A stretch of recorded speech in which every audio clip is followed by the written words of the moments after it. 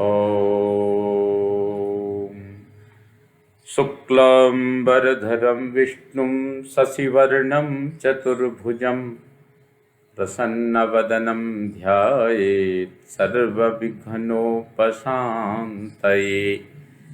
वागीशाद्याशु मनसः सर्वार्थानामुपक्रमे यं नत्वा कृतकृत्याः स्युः तं नमामि गजाननम्। दोर्भिर्युक्ता चतुरभिस्फटिकमणिमयीमक्षमालां दधाना हस्तेनैकेन पद्मं सितमपि च सुखं पुस्तकं चापरेण भासा कुन्देन्दुशङ्खस्फटिकमणिनिभा भासमाना समाना सा मे वाग्देवतेयं निवसतु वदने सर्वदा सुप्रसन्ना। कूजन्तं राम रामेति मधुरं मधुराक्षरम् आरुह्य कविता शाखां वन्दे वाल्मीकि कोकिलम्। अवतां समेषां श्रीमद् वाल्मीकि रामायण पारायण उपक्रमे हार्दं स्वागतम् अभिनन्दनं च। इदानीं सुन्दरकाण्डस्य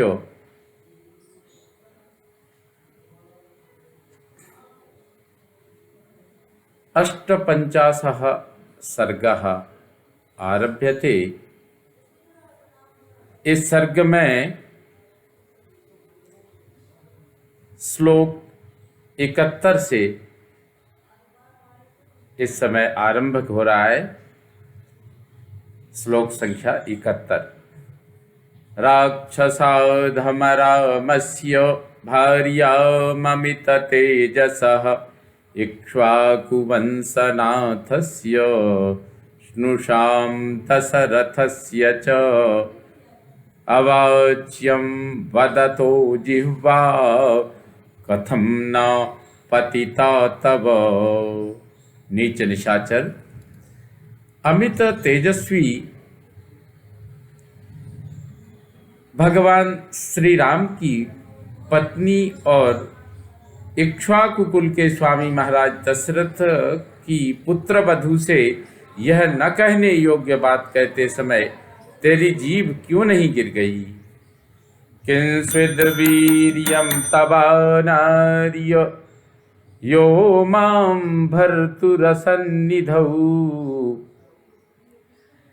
अपहृत्यागतः पाप तेना दृष्टो महात्मना। दुष्ट पापी, तुझ में क्या पराक्रम है। मेरे पतिदेव जब निकट नहीं थे तब तू उन महात्मा की दृष्टि से छिपकर चोरी चोरी मुझे हर लाया। न त्वं रामस्य सदृशो दास्येऽप्यस्य न युज्यसे अजेयः सत्यवाक् शूरो रणश्लाघी च राघवः। तू भगवान श्री राम की समानता नहीं कर सकता। तू तो उनका दास होने योग्य भी नहीं है। श्री रघुनाथ जी सर्वथा अजेय, सत्यभाषी, सूरवीर और युद्ध के अभिलाषी एवं प्रशंसक हैं।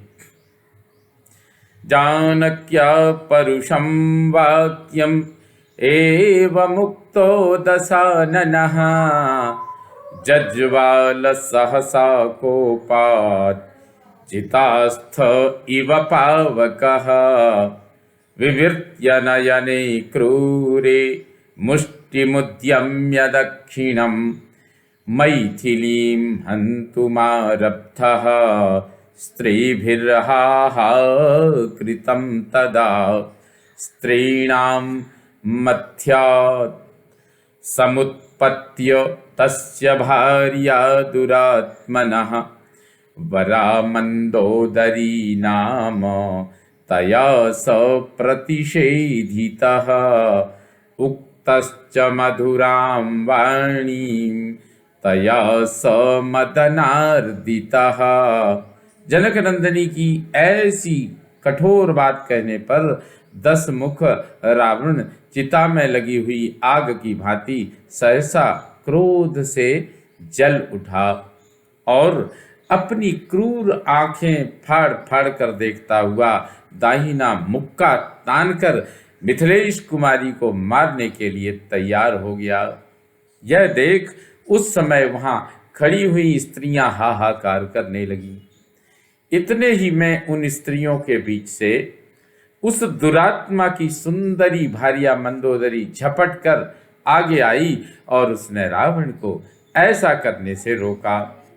साथ ही उस काम पीड़ित निशाचर से मधुर वाणी में कहा, सीतया तव किं कार्यम महेंद्र सम विक्रम मया सह रमस्वाद्य मद विशिष्टा न जानकी।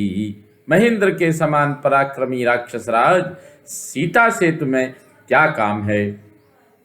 आज मेरे साथ रमण करो। जनक नंदिनी सीता मुझसे अधिक सुंदरी नहीं है। देव गंधर्व कन्याभिर यक्ष कन्याभिरेव च सार्धम प्रभो रमस्वेति सीतया किं करिष्यसि। प्रभो, देवताओं, गंधर्वों और यक्षों की कन्याएं हैं, इनके साथ रमण करो। सीता को लेकर क्या करोगे? ततस्ताभिः समेताभिर् नारीभिः स महाबलः उत्थाप्य सहसा नीतो भवनम स्वम निशाचरः। तदनंतर वे सब स्त्रियां मिलकर उस महाबली निशाचर रावण को सहसा वहां से उठाकर अपने महल में ले गईं। या ते तस्मिन् दशग्रीवे राक्षस्यो विकृताननाः सीतां निर्भर्त्सयामासुर्वाक्यै क्रूरैः सुदारुणैः। 10 मुख रावण के चले जाने पर विकराल मुख वाली राक्षसियां अत्यंत दारुण क्रूरतापूर्ण वचनों द्वारा सीता को डराने धमकाने लगी। तृणवद्भासितं तासां गणयामास जानकी गर्जितं च तथा तासां सीतां प्राप्य निरर्थकम्। परंतु जानकी ने उनकी बातों को तिनके के समान तुच्छ समझा। उनका सारा गर्जन तर्जन सीता के पास पहुंचकर व्यर्थ हो गया। वृथा गर्जित निश्चेष्टा राक्षस्यः पिशितासनाः रावणाय ससंसुष्टा सीता व्यवसितं महत्। इस प्रकार गर्जना और सारी चेष्टाओं के व्यर्थ हो जाने पर उन मांस भक्षिणी राक्षसियों ने रावण के पास जाकर उसे सीता जी का महान निश्चय कह सुनाया। ततस्ता सहिता सर्वा विहता सा निरुद्यमाः परिक्लिश्य समस्तास्ता निद्रावसमुपागताः। फिर वे सब की सब उन्हें अनेक प्रकार से कष्ट दे हताश तथा उद्योग शून्य हो निद्रा के वशीभूत होकर सो गईं। तासु चैव प्रसुप्तासु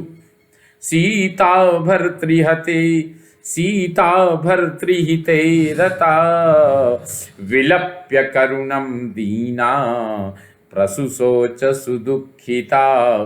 उन सबके सो जाने पर पति के हित में तत्पर रहने वाली सीता जी करुणा पूर्वक विलाप कर अत्यंत दीन और दुखी हो शोक करने लगी।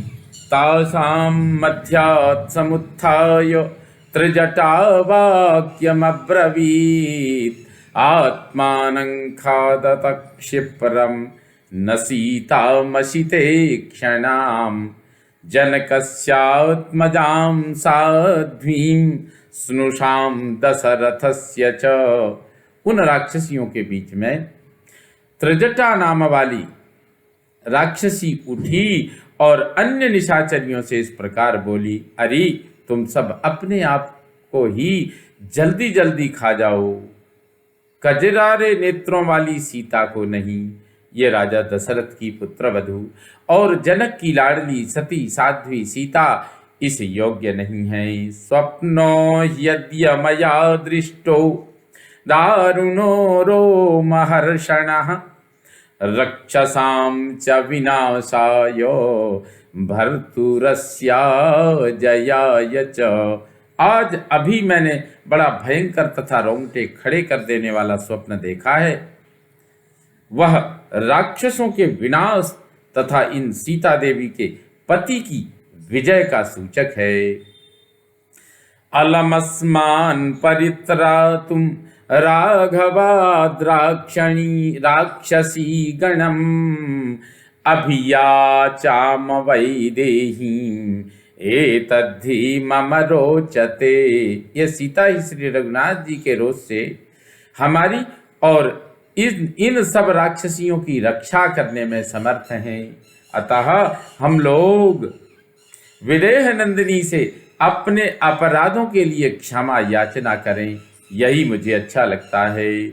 यदि एवं विधः स्वप्नो दुःखिताया प्रदृश्यते सा दुःखैर्विविधैर्मुक्ता सुखमाप्नोत्यनुत्तमम्। यदि किसी दुखिनी के विषय में ऐसा स्वप्न देखा जाता है तो वह अनेक विध दुखों से छूटकर परम उत्तम सुख प्राप्त करती है। प्रणिपात प्रसन्ना ही मैथिली जनकात्मजा अलमेशा परित्रातुम राक्षस्यो महतो भयात्।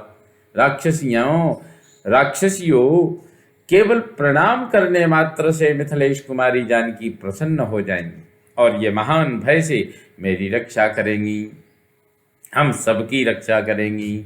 ततस्सा ह्रीमती बाला भर्तुर्विजय हर्षिता अवोचत यदि तथ्यम भवेयम शरणम हि वह।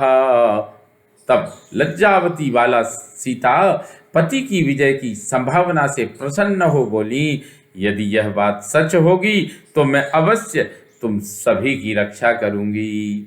नाहम नो चाहम तादृशीं दृष्ट्वा सीताया दारुणां दशां चिन्तयामास विश्रांतो न च मे निर्वृतं मनः संभाषणार्थे च मया जानक्याश्चिन्तितो विधिः। कुछ विश्राम के पश्चात मैं सीता की वैसी दारुण दशा देखकर बड़ी चिंता में पड़ गया। मेरे मन को शांति नहीं मिलती थी। फिर मैंने जानकी जी के साथ वार्तालाप करने के लिए एक उपाय सोचा। इक्ष्वाकुकुलवंशस्तु स्तुतो मम पुरस्कृतः श्रुत्वा तु गदितां वाचं राजर्षिगणभूषितां प्रत्यभाषत मां देवी वाष्पई पिहितलोचना। पहले मैंने इक्ष्वाकु वंश की प्रशंसा की। राजर्षियों की स्तुति से विभूषित मेरी वह वाणी सुनकर देवी सीता के नेत्रों में आंसू भराया और वे मुझसे बोली, कस्त्वं केन कथं चेहं प्राप्तो वानरपुंगव काचरामेण ते प्रीतिस्तन्मे संसितुमर्हसि। कपिश्रेष्ठ, तुम कौन हो? किसने तुम्हें भेजा है? यहाँ कैसे आए हो? और भगवान श्री राम के साथ तुम्हारा कैसा प्रेम है, यह सब मुझे बताओ।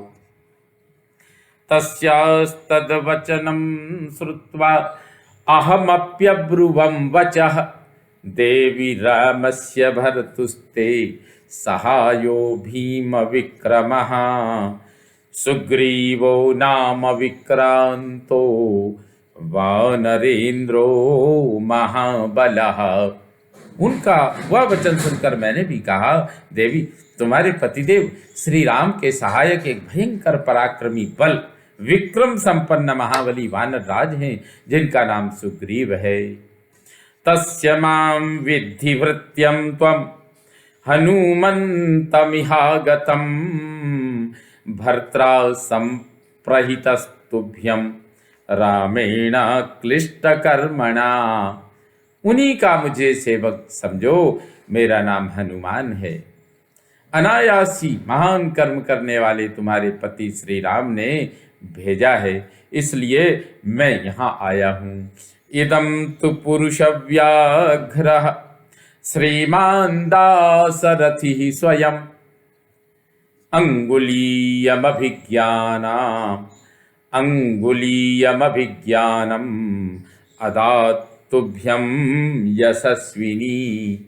यशस्विनी पुरुष सिंह दशरथ नंदन साक्षात श्रीमान राम ने पहचान के लिए यह अंगूठी तुम्हें दी है। तदिच्छामि त्वया ज्ञप्तं देवी किंकरवाण्यहं राम लक्ष्मणयो पार्श्वं नयामि त्वां किमुत्तरम्। देवी मैं चाहता हूं कि आप मुझे आज्ञा दें कि मैं आपकी क्या सेवा करूं। आप कहें तो मैं अभी आपको श्री राम और लक्ष्मण के पास पहुंचा दूं। इस विषय में आपका क्या उत्तर है? एतत् श्रुत्वा विदित्वा च सीता जनक नंदिनी आह रावणमुत्पाट्य राघवो मां नयत्विति। मेरी यह बात सुनकर और सोच समझकर जनक नंदिनी सीता ने कहा, मेरी इच्छा है कि श्री रघुनाथ जी रावण का संहार करके मुझे यहाँ से ले चलें। प्रणम्य शिरसा देवीं अहमार्यामनिन्दितां राघवस्य मनोह्लादम् अभिज्ञानमयाचिशम्। तब मैंने उन सती साध्वी देवी आर्या सीता को सिर झुकाकर प्रणाम किया और कोई ऐसी पहचान मांगी जो श्री रघुनाथ जी के मन को आनंद प्रदान करने वाली हो। अथ मामब्रवीत् सीता गृह्यतामयमुत्तमः मणिर्येन महाबाहु रामस्त्वां बहुमन्यते। मेरे मांगने पर सीता जी ने कहा, लो यह उत्तम चूड़ामणि है, जिसे पाकर महाबाहु श्री राम तुम्हारा विशेष आदर करेंगे। इत्युक्त्वा तु वरारोह मणिप्रवरमुत्तमं प्रायच्छत् परमोद्विग्ना वाचा मां संदिदेशः।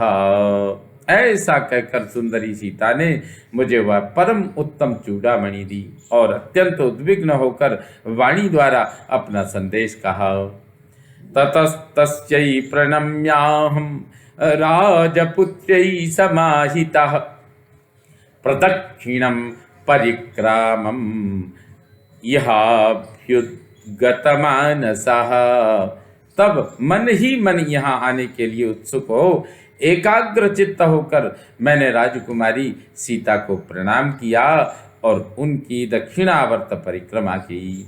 उत्तरं पुनरेवाह निश्चित्य मनसा तदा हनुमन् मम वृत्तान्तं वक्तुमर्हसि राघवे। यथा श्रुत्वैव न चिरात् तावुभौ रामलक्ष्मणौ सुग्रीव सहितौ वीरा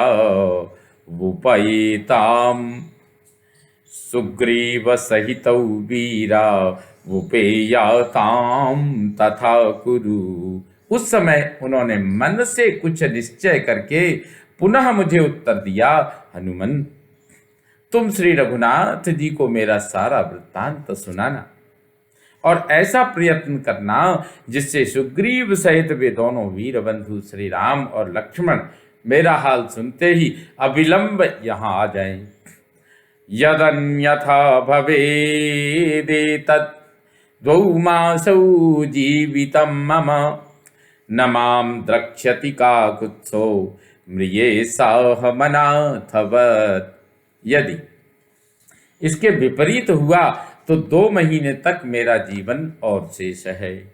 उसके बाद श्री रघुनाथ जी मुझे नहीं देख सकेंगे, मैं अनाथ की भांति मर जाऊंगी। तच्छ्रुत्वा करुणं वाक्यं क्रोधो मामभ्यवर्तत उत्तरं च मया दृष्टं कार्यशेषमनन्तरम्। उनका यह करुणाजनक वचन सुनकर राक्षसों के प्रति मेरा क्रोध बहुत बढ़ गया। फिर मैंने शेष बचे हुए भावी कार्य पर विचार किया। ततो वर्धत मे कायः तदा पर्वत सन्निभः युद्धाकांक्षी वनं तस्य विनाशयितुमारभे। तदनंतर मेरा शरीर बढ़ने लगा और तत्काल पर्वत के समान हो गया। मैंने युद्ध की इच्छा से रावण के उस वन को उजाड़ना आरंभ कर दिया। तद भग्नं वनखंडं तु भ्रान्तत्रस्तमृगद्विजं तद भग्नं वनखंडं तु भ्रान्तत्रस्तमृगद्विजं प्रतिबुध्य निरीक्षन्ते राक्षस्यो विकृताननाः। जहाँ के पशु और पक्षी घबराए और डरे हुए थे, उस उजड़े हुए वनखंड को वहां सोकर उठी हुई विकराल मुख वाली राक्षसियों ने देखा। मां च दृष्ट्वा वने तस्मिन् समागम्य ततस्ततः तां समभ्यागतां क्षिप्रं रावणाया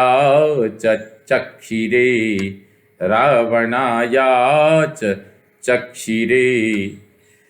उस वन में मुझे देखकर वे सब इधर उधर से जुट गईं और तुरंत रावण के पास जाकर उन्होंने वन विध्वंस का सारा समाचार कहा। राजन वनमिदं दुर्गम तव भग्नं दुरात्मना वानरेण ह्यभिज्ञाय तव वीर्यं महाबलो।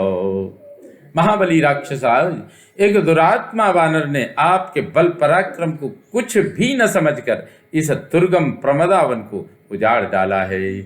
तस्य दुर्बुद्धिता राजन्स्तव विप्रियकारिणः वधमाज्ञापय क्षिप्रं यथासौ न पुनर्व्रजेत। महाराज, यह उसकी दुर्बुद्धि ही है जो उसने आपका अपराध किया। आप शीघ्र ही उसके वध की आज्ञा दें, जिससे वह फिर बचकर चला न जाए। तच्छ्रुत्वा राक्षसेन्द्रेण विसृष्टा बहुदुर्जया राक्षसा किंकरा नाम रावणस्य मनोनुगाः। यह सुनकर राक्षसराज ने अपने मन के अनुकूल चलने वाले किंकर नामक राक्षसों को भेजा, जिन पर विजय पाना अत्यंत कठिन था। तेषामशीति सहस्रम शूलमुद्गर पाणिनां मया तस्मिन् वनोद्देशे परिघेन निषूदितम। वे हाथों में शूल और मुद्गर लेकर आए थे। उनकी संख्या 80,000 थी, परंतु मैंने उस वन प्रांत में एक परिघ से ही उन सबका संहार कर डाला। तेषां तु हतशिष्टाये ये गते गता कुल तेषां तु हतशिष्टाये ते गता लघु विक्रमाः निहतं च मया सैन्यं रावणाया चक्षिरे। उनमें जो मरने से बच गए वे जल्दी जल्दी पैर बढ़ाते हुए भाग गए। उन्होंने रावण को मेरे द्वारा सारी सेना के मारे जाने का समाचार बताया। ततो मे बुद्धिरुत्पन्ना चैत्य प्रासादमुत्तमं तत्रस्थान् राक्षसान् हत्वा शतं स्तम्भेन वै पुनः ललामभूतो लंकाया मया विध्वंसितो रुषा। तत्पश्चात मेरे मन में एक नया विचार उत्पन्न हुआ और मैंने क्रोध पूर्वक वहां के उत्तम चैत्य प्रासाद को, जो लंका का सबसे सुंदर भवन था जिसमें 100 खंबे लगे हुए थे, वहां के राक्षसों का संहार करके वो तोड़ फोड़ डाले।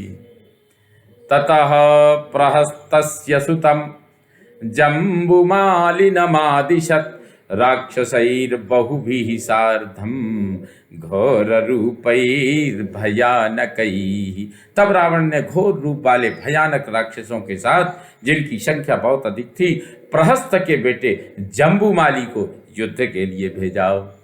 तमहं बल संपन्नम राक्षसं रणकोविदं परिघेणाति घोरेण सूदयामि सहानुगम। वह राक्षस बड़ा बलवान तथा युद्ध की कला में कुशल था, तो भी मैंने अत्यंत घोर परिघ से मारकर सेवकों सहित उसे काल के गाल में डाल दिया। इस प्रकार से यह हनुमंतलाल जी अपना सारा वृत्त सुनाते हुए आगे कह रहे हैं। तच्छ्रुत्वा राक्षसेन्द्रस्तु मंत्रिपुत्रान् महाबलान् पदाति बल संपन्नान् प्रेषयामास रावणः परिघेणैव तान् सर्वान् नयामि यमसादनम्। यह सुनकर राक्षस राज रावण ने पैदल सेना के साथ अपने मंत्री के पुत्रों को भेजा, जो बड़े बलवान थे, किंतु मैंने परिघ से ही उन सबको यमलोक भेज दिया। मंत्रिपुत्रान् हतान् श्रुत्वा समरे लघु विक्रमान् पंचसेनाग्रगान् शूरान् प्रेषयामास रावणः। समरांगण में शीघ्रता पूर्वक पराक्रम प्रकट करने वाले मंत्री कुमारों को मारा गया सुनकर रावण ने 5 सूरवीर सेनापतियों को भेजा। तानहं सहसैन्यान् वै सर्वानेवाभ्यसूदयम् ततः पुनर्दशग्रीवः पुत्रमक्षं महाबलम् बहुभिः राक्षसैः सार्धं प्रेषयामास संयुगे। उन सबको भी मैंने सेना सहित मौत के घाट उतार दिया। तब दशमुख रावण ने अपने पुत्र महाबली अक्ष कुमार को बहुसंख्यक राक्षसों के साथ युद्ध के लिए भेजा।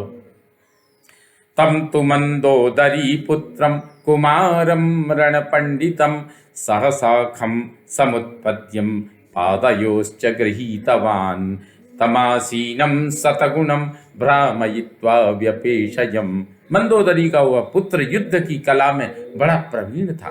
वह आकाश में उड़ रहा था। उसी समय मैंने सहसा उसके दोनों पैर पकड़ लिए और 100 बार घुमाकर उसे पृथ्वी पर पटक दिया। इस तरह वहां बड़े हुए कुमार अक्ष को मैंने पीस डाला। इस प्रकार से यह 126वें श्लोक तक का आज का जो क्रम था, आज का भाग संपन्न होता है। इससे अगले श्लोकों को पुनः आगामी भाग में आप सुनेंगे। हरिओम तत्सत, हरिओम तत्सत, हरिओम तत्सत। ओम पूर्णमदः पूर्णमिदं पूर्णात् पूर्णमुदच्यते पूर्णस्य पूर्णमादाय पूर्णमेवावशिष्यते। ओम शांति शांति शांति। सर्वे भवन्तु सुखिनः, सर्वे सन्तु निरामया, सर्वे भद्राणि पश्यन्तु मा कश्चित् दुःखभाग् भवेत्। ओम शांति शांति शांति। श्रीरामचन्द्रो विजयते तदाम्।